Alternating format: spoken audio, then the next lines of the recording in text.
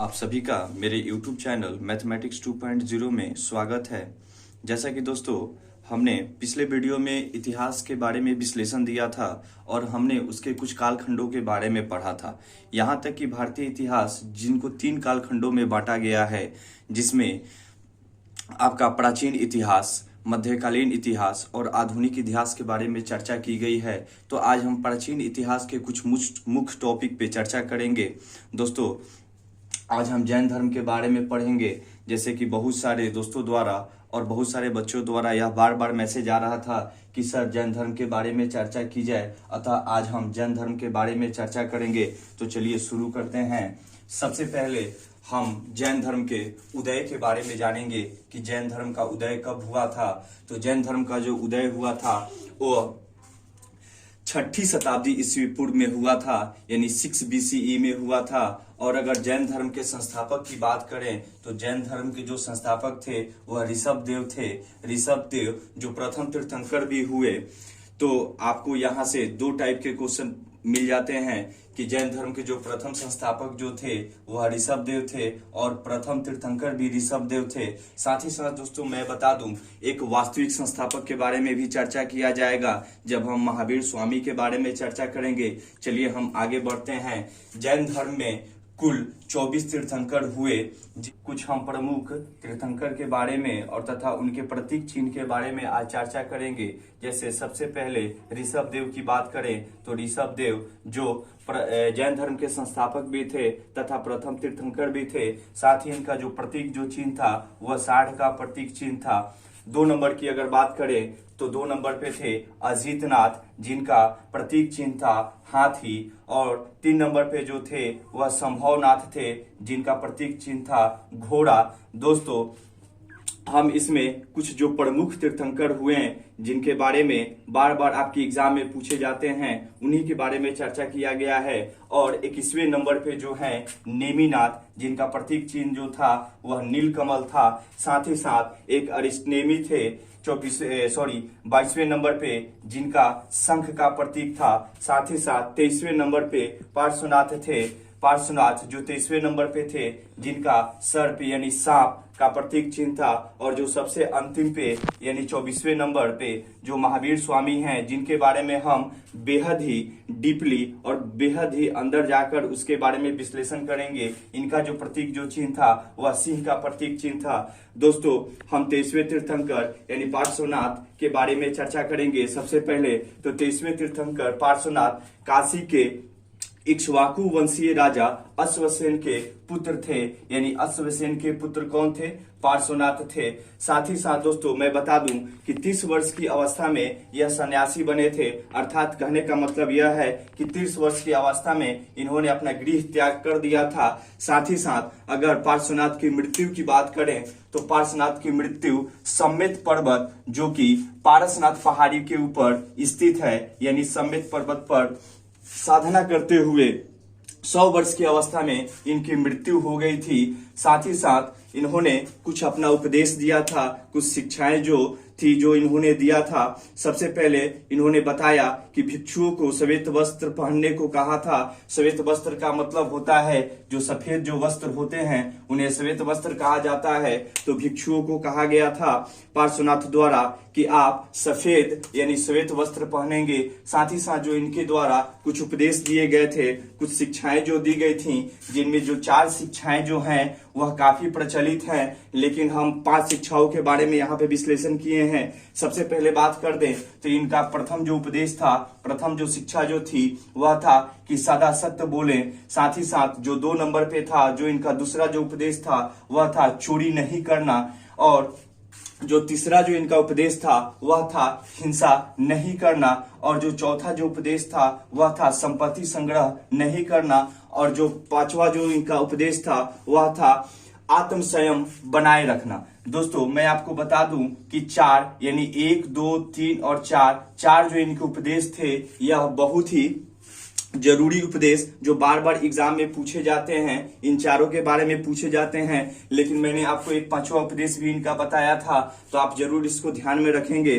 अब हम कुछ इसके शब्दों के बारे में चर्चा कर दें तो तीर्थंकर का मतलब यह होता है वह जिसने मोक्ष की प्राप्ति की हो। मोक्ष की प्राप्ति का मतलब यह होता है जो सभी प्रकार के सुख और दुखों को त्याग कर दिए हो, जो मोह माया को त्याग कर दिए हो, सबको भूलकर उन्होंने मोक्ष की प्राप्ति की थी। साथ ही साथ अगर अहर्त की बात करें तो अहर्त का मतलब वह होता है वह जो निर्वाण की ओर अग्रसर हो, अर्थात निर्वाण का मतलब यह होता है जो इच्छा मृत्यु की ओर अग्रसर हो। साथ ही साथ जो आचार्य जो थे वह जैन भिक्षुओं के समूह के प्रमुख हुआ करते थे, यानी आचार्य जो थे जैन धर्म में यह जैन भिक्षुओं के समूह का प्रमुख हुआ करते थे। साथ ही साथ जो उपाध्याय जो थे वह जैन धर्म के शिक्षक कहलाते थे, यानी हमने यहाँ से ये देखा कि जो जैन धर्म के जो शिक्षक थे जो उपाध्याय कहलाते थे और उन्हें उपाध्याय कह के पुकारा जाता था। साथ ही साथ अगर साधु की बात करें तो यह शब्द सारे जैन भिक्षुओं के लिए था, यानी जितने सारे जैन भिक्षु थे सबको सबके साधु कह के बुलाया जाता था। साथ ही साथ दोस्तों मैं आपको बता दूं कि हम जैन धर्म का जो इसके बाद का जो विश्लेषण है, जब हम महावीर स्वामी के बारे में इसके बारे में चर्चा करेंगे तो हम इसी वीडियो में उन सभी चीजों के बारे में विश्लेषण करेंगे। तो चलिए अब हम महावीर स्वामी के बारे में जानते हैं। दोस्तों अब हम महावीर स्वामी के बारे में बात करेंगे। जैसा कि हम अब महावीर स्वामी के बारे में विश्लेषण करने जा रहे हैं तो सबसे पहले इनके बचपन का नाम के बारे में जान लें। तो महावीर स्वामी के बचपन का नाम वर्धमान था, यानी महावीर स्वामी के बचपन का नाम क्या था? वर्धमान था। और साथ ही साथ अब थोड़ा सा हम और आगे विश्लेषण करेंगे तो जैन धर्म के यह 24वें तथा अंतिम तीर्थंकर हुए, यानी यह 24वें तथा अंतिम तीर्थंकर हुए महावीर स्वामी। और महावीर स्वामी का जन्म 540 ईस्वी पूर्व में वैशाली के निकट कुंडग्राम में हुआ था। वैशाली के निकट कुंडग्राम में महावीर स्वामी का जन्म 540 ईस्वी पूर्व में हुआ था। इनके पिता की अगर बात करें तो इनके पिता का नाम सिद्धार्थ था, जो कि ज्ञात्रिक कुल के राजा थे। और साथ ही साथ अगर माता की बात करें तो माता का नाम इनका त्रिशला था, जो लिच्छवी के राजा चेटक की बहन थी। साथ ही साथ अगर पत्नी की बात करें तो इनकी पत्नी का नाम यशोदा था। और अगर पुत्री की बात करें तो पुत्री का नाम अनुजा या प्रियदर्शनी, इनकी एक ही पुत्री थी जिनको लोग दो नाम से पुकारते थे, अनुजा या प्रियदर्शनी। और अगर इनके दामाद की बात करें तो इनके दामाद का नाम जमाली था। साथ ही साथ अब दोस्तों इनके कुछ हम जीवन के बारे में अध्ययन करेंगे। तो 30 वर्ष की अवस्था में इन्होंने संन्यास जीवन ग्रहण किया था। कहने का मतलब यह है जब यह 30 वर्ष के थे इनके माता पिता की मृत्यु हो गई, तो इनके एक बड़े भाई थे जिनका नाम था नंदीवर्धन। मैंने यहाँ पे उसका भी विश्लेषण किया है, यानी अपने बड़े भाई नंदीवर्धन से अनुमति लेकर इन्होंने गृह त्याग किया तथा संन्यास जीवन ग्रहण किया। साथ ही साथ इन्होंने 12 वर्ष तक कठोर तपस्या की थी और 42 वर्ष की अवस्था में जुम्भिक ग्राम के निकट ऋजुपालिका नदी के तट पर इन्हें साल वृक्ष के नीचे ज्ञान की प्राप्ति हुई थी। कहने का मतलब यह है कि 12 वर्षों तक इन्होंने कठोर तपस्या की थी, जो 42 वर्ष की अवस्था में जुम्भिक ग्राम के निकट ऋजुपालिका नदी के तट पर साल वृक्ष के नीचे इनको ज्ञान की प्राप्ति हुई। तो चलिए दोस्तों अब थोड़ा सा इनको और विश्लेषण करते हैं। महावीर स्वामी जब ज्ञान की प्राप्ति कर लिए उसके बाद इनको जीन कहा गया। जीन का अर्थात होता है विजेता, जिसने अपनी इंद्रियों पर विजय प्राप्त कर ली हो। साथ ही साथ निर्ग्रंथ से भी इन्हें संबोधित किया गया, अर्थात बंधन ही नया हो गए थे। अहर्त अहर्त के बारे में मैंने बताया था आप लोगों को कि अरहत का मतलब क्या होता है, यानी जो इच्छा मृत्यु जो करते हैं, जिनकी मृत्यु उनकी इच्छा अनुसार होती है, उन्हें अरहत कहा जाता है। यानी अहर्त का मतलब अभी पता चला। साथ ही साथ बाद में और सबसे अंत में वह महावीर कहलाए, यानी भगवान कहलाए। साथ ही साथ आगे हम कुछ विश्लेषण करेंगे। तो 30 वर्षों तक महावीर राजगिरी, मिथिला, श्रावस्ती, अंग, कौशल, विदर्भ, मगध, तथा अन्य स्थानों पर भी जैन धर्म की शिक्षा देते रहे। साथ ही साथ इनके जो उपदेश जो हुए वह प्राकृत भाषा यानी अर्धमगधी में हुए। साथ ही साथ दोस्तों मैं बता दूं कि महावीर के प्रथम जो शिष्य हुए वह इनके दामाद जामिल हुए थे, यानी जामिल ही बने थे इनका प्रथम शिष्य। साथ ही साथ दोस्तों आगे अगर बात करें तो प्रथम जो जैन भिक्षुणी थी, चूंकि जैन धर्म में बहुत सारे भिक्षुणी हुआ करती थी, साथ ही साथ लेकिन जो प्रथम जो भिक्षुणी जो थी वह चंपा थी, जो राजा दधिवाहन की बेटी थी। साथ ही साथ इन्होंने यानी महावीर स्वामी ने अपने शिष्यों को 11 गंधर्वों में बांटा था। 11 गंधर्वों में महावीर स्वामी ने अपने शिष्यों को बांटा था तथा मोक्ष की प्राप्ति के बाद महावीर ने सुधर्मन को जैन संघ का प्रमुख बनाया था। और बाद में यही सुधर्मन जब महावीर की मृत्यु हो जाती है, भगवान महावीर की मृत्यु हो जाती है, तो यही सुधर्मन प्रथम थेरा या उपदेशक कहलाया जो जैन धर्म का प्रचार प्रसार किया। साथ ही साथ दोस्तों आगे की बात करें तो जैन धर्म में आत्मा की मान्यता थी। साथ ही साथ जैन धर्म में पुनर्जन्म का भी मान्यता था। साथ ही साथ कर्म को प्रधान माना जाता था। तो दोस्तों हमने जाना ज्ञान की प्राप्ति के बाद महावीर के कुछ तथ्यों के बारे में। चलिए अभी हम आगे कुछ और विश्लेषण करते हैं। स्वामी ने जैन भिक्षु तथा भिक्षुणियों के लिए 5 महाव्रतों का उपदेश दिया था। अर्थात इन्होंने 5 उपदेश के लिए जैन भिक्षु तथा भिक्षुणियों के लिए बताया था कि सबसे पहला इनका उपदेश था अहिंसा, अर्थात जानबूझकर या अनजाने में भी किसी प्रकार का हिंसा नहीं करना। दूसरी का जो इनका यानी जो 2 नंबर पे यानी जो दूसरा जो इनका उपदेश था वह था सत्य, यानी सादा सत्य बोलना। और जो तीसरा जो था असत्य, कहने का मतलब यह है किसी व्यक्ति का कोई भी वस्तु बिना उसकी इच्छा का ग्रहण नहीं करना, यह अस्तेय कहलाता था। साथ ही साथ जो चौथा जो था अपरिग्रह, कहने का मतलब यह था कि किसी प्रकार का संग्रह नहीं करना, किसी प्रकार का लोभ नहीं करना, किसी प्रकार का धन संग्रह नहीं करना। और 5वां जो था ब्रह्मचर्य, कहने का मतलब यह है कि ब्रह्मचर्य व्रत का सख्ती से पालन करना। और इन्होंने यह 5 उपदेश अपने भिक्षु तथा भिक्षुणियों के लिए दिए। और आइए आगे हम फिर कुछ महावीर स्वामी के बारे में आगे कुछ विश्लेषण करते हैं। जैन धर्म के आध्यात्मिक विचार सांख्य दर्शन से प्रेरित हैं। ये भी आपको एक क्वेश्चन बन जाता है कि जो जैन धर्म के जो आध्यात्मिक जो विचार बने थे वो कहाँ से बने थे और किससे प्रेरित थे, तो सांख्य दर्शन से वह प्रेरित थे। साथ ही साथ जैन धर्म को मानने वाले कुछ राजा भी थे, जैसे कि यह बड़ा इंपॉर्टेंट हो जाता है कि जैन धर्म को मानने वाले कितने राजा थे। तो चंद्रगुप्त मौर्य, कलिंग राजा खारवेल, चंदेल शासक उदयन, वंद राजा तथा राजा अमोघ वर्ष, ये जितने सारे राजा के बारे में मैंने चर्चा किया ये सब जैन धर्म को मानने वाले थे।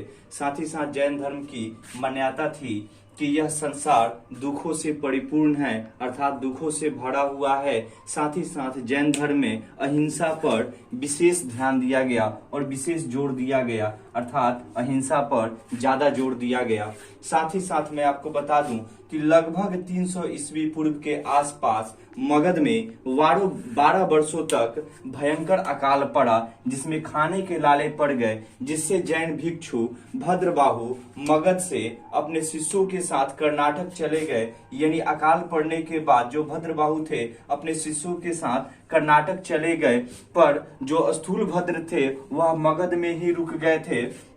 जैन धर्म महावीर की मृत्यु के लगभग 200 वर्षों बाद 2 भागों में बंट गया था। और 2 भागों में बंटने का सबसे बड़ा कारण यह था कि जब भद्रबाहु मगध लौटे, यानी जब अकाल खत्म हो गया और भद्रबाहु जब मगध लौटे तो कुछ शिष्यों में इनमें मतभेद हो गया था, यानी स्थूल भद्र के शिष्यों के साथ मतभेद हो गया था, जिस वजह से यह 2 भागों में बंट गया। अर्थात महावीर की मृत्यु के लगभग 200 वर्ष बाद यह 2 भागों में बंट गया था।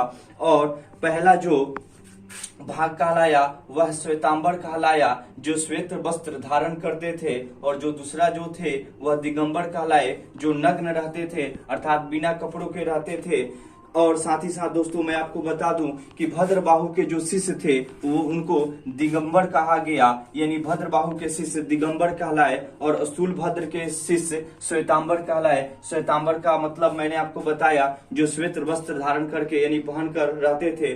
साथ ही साथ इसमें कुछ नियम भी बनाए गए थे, जैसे कि जैन धर्म में गृहस्थों के लिए बनाए गए नियम को अनुव्रत कहा गया था। यानी यहाँ से भी आपको एक क्वेश्चन हो जाता है और बड़ा ही इंपॉर्टेंट क्वेश्चन हो जाता है कि जैन धर्म में गृहस्थों के लिए बनाए गए नियम को क्या कहा जाता है? अनुव्रत कहा जाता है। साथ ही साथ जैन धर्म जड़ और चेतन दोनों को मानता था, यानी ये भी यहाँ से आपको क्वेश्चन हो जाता है कि जड़ और चेतना दोनों को मानने वाला कौन सा धर्म था? तो वह जैन धर्म था। साथ ही साथ दोस्तों भद्रबाहु ने जैन धर्म का प्रचार प्रसार दक्षिण भारत में किया था। यानी जो भद्रबाहु जो थे, यानी वही भद्रबाहु जो अकाल पड़ने के बाद मगध से अपने शिष्यों के साथ कहाँ चले गए थे? कर्नाटक चले गए थे। जब वह आए थे तो इनके शिष्य क्या कहलाए? दिगंबर कहलाए। अर्थात इन्होंने यानी भद्रबाहु ने जैन धर्म का प्रचार प्रसार दक्षिण भारत में किया था। चलिए अब महावीर स्वामी के बारे में थोड़ा सा आगे और विश्लेषण करते हैं। ने भद्रबाहु से ही प्रेरणा पाकर यानी प्रेरणा लेकर किससे? तो भद्रबाहु से लेकर जैन धर्म को अपनाया था। यानी चंद्रगुप्त मौर्य ने अगर जैन धर्म को अपनाया था तो वह किससे प्रेरणा लिया था? भद्रबाहु से प्रेरणा लिया था। साथ ही साथ जैनियों का कुछ प्रसिद्ध मंदिर जो था, कहने का मतलब यह है कि जो दिलवाड़ा मंदिर जो था जो माउंट आबू में स्थित है, उसका निर्माण जो था सोलंकी शासकों ने करवाया था। अर्थात जैनियों का जो प्रसिद्ध दिलवाड़ा मंदिर जो हुआ, जो माउंट आबू में जो मौजूद है, इसका निर्माण सोलंकी शासक ने करवाया था। साथ ही साथ चंदेल शासकों ने खजुराहो में जैन मंदिर का निर्माण करवाया था। यानी चंदेल शासकों ने जैन मंदिर का निर्माण करवाया था और वह कहाँ करवाया था? खजुराहो में करवाया था। साथ ही साथ जो जैन मंदिर हाथीसी जो है वह गुजरात में स्थित है। यानी हाथीसी जो मंदिर है वह गुजरात में स्थित है। साथ ही साथ जो जल मंदिर है जो सबसे ज्यादा प्रसिद्ध है, बिहार के पावापुरी शहर में स्थित है। यानी बिहार राज्य के पावापुरी शहर में जल मंदिर जैनियों का यह बहुत ही प्रसिद्ध मंदिर हुआ जो बिहार के पावापुरी शहर में स्थित है। साथ ही साथ मैं आपको बता दूं दोस्तों कि मथुरा कला का संबंध जैन धर्म, बौद्ध धर्म एवं हिंदू से है। और साथ ही साथ मैं आपको ये भी बता दूं कि वह उसी मौर्य काल में ही जो जैनियों का यानी जो जैन धर्म का जो प्रसिद्ध जो केंद्र था वह मथुरा से ही था। यानी मथुरा में ही प्रसिद्ध केंद्र भी था। साथ ही साथ दोस्तों आगे की अगर बात करें तो जो जैन धर्म था वह सर्वाधिक यानी सबसे ज्यादा और अधिक से अधिक मात्रा में व्यापारी वर्ग में फैला हुआ था। साथ ही साथ दोस्तों आगे की बात करें तो चंद्रगुप्त के शासन काल में ही जैन धर्म दो भागों में बटा था। मैंने पीछे आप लोगों को पढ़ाया था कि जैन धर्म जब दो भागों में बटा था, जब उसमें अकाल पड़ा हुआ था, 12 वर्षों का जो अकाल पड़ा था तो जो दो भागों में वह बटा हुआ था, जिसमें श्वेतांबर और दिगंबर के बारे में हमने चर्चा किया था, जिसमें भद्रबाहु और स्थूलभद्र के बारे में चर्चा की गई थी।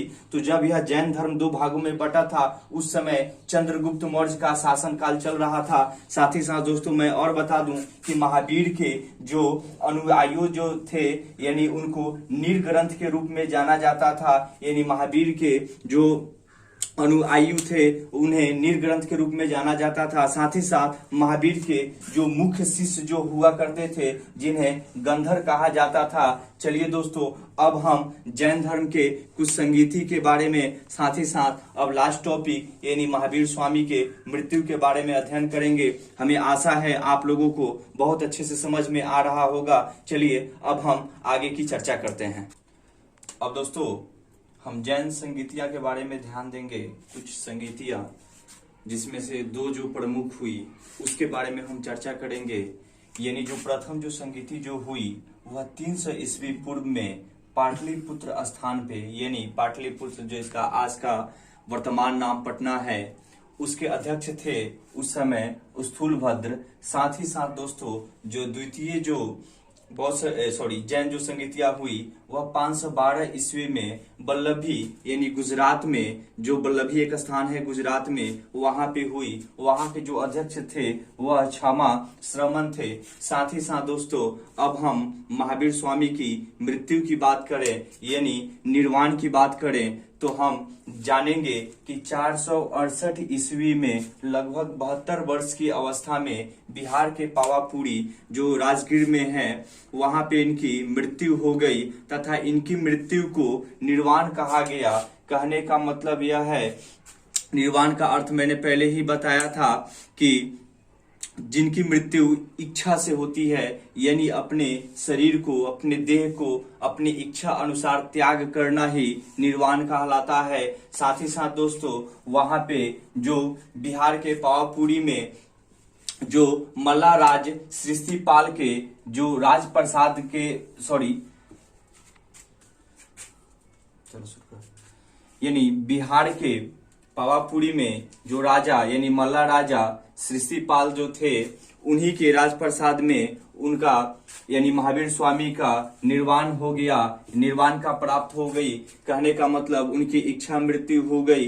चलिए कुछ हम इसके जैन धर्म के त्रिरत्न के बारे में जानते हैं। तो जैन धर्म के त्रिरत्न थे सम्यक दर्शन, सम्यक ज्ञान और सम्यक आचरण। सम्यक का तात्पर्य यह है जिसको हम शुद्ध बोलते हैं और सत्य बोलते हैं। साथ ही साथ दोस्तों अगर मैं बात करूं जैन धर्म के सप्तभंगी ज्ञान के अन्य नाम भी हुए जिसको स्यादवाद एवं अनेकांतवाद भी कहा गया। साथ ही साथ दोस्तों हम इनके तीर्थकरों जो तीर्थकर जो थे यानी जैन धर्म के जो तीर्थकर जो थे जिनमें संस्कृत का सबसे अच्छा जिनका जो विद्वान जो हुए वह नयन चंद्र हुए।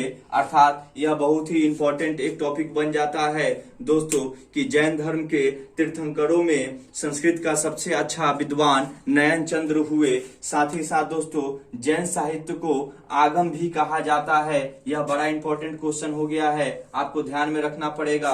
और लास्ट में मैं आप लोग को बता दूं कि महावीर स्वामी के जो धार्मिक जो उपदेश का संकलन जो प्राप्त किया जाता है जिसके बारे में अध्ययन की जाती है वह पूर्व नामक पुस्तक में शामिल है। तो दोस्तों आपका बहुत बहुत धन्यवाद। मैं आपको बता दूं दोस्तों कि जैसे कि आज संडे था और कुछ दोस्तों द्वारा, कुछ मित्रों द्वारा, साथ ही साथ कुछ बच्चों द्वारा यह हमें बताया गया था मैसेज करके कि सर जैन धर्म के बारे में कुछ विश्लेषण किया जाए। मुझे पूर्ण भरोसा है कि दोस्तों जैसे कि आज मैंने जैन धर्म के बारे में बताया, एक ही वीडियो में मैंने जैन धर्म के बारे में बताया, मुझे पूर्ण आशा है कि अब आप लोगों को जैन धर्म से रिलेटेड कोई भी क्वेश्चन अगर आपके एग्जाम में आता है नहीं छूटेगा, आप उसे आसानी से बना देंगे, आप आसानी से उसे टिक कर देंगे। चलिए दोस्तों मैं आप लोग को एक बार फिर से बता दूं कि आप कोशिश कीजिए कि चैनल को ज्यादा से ज्यादा लोगों के बीच में शेयर करें, सब्सक्राइब करें और लाइक करें। और आपको वीडियो कैसा लगता है आप कमेंट करके बताएं। और आपको किसी भी प्रकार का कोई अगर दिक्कत होती है तो आप हमारे व्हाट्सएप नंबर पे मैसेज करके पूछ सकते हैं। चलिए दोस्तों बहुत बहुत धन्यवाद।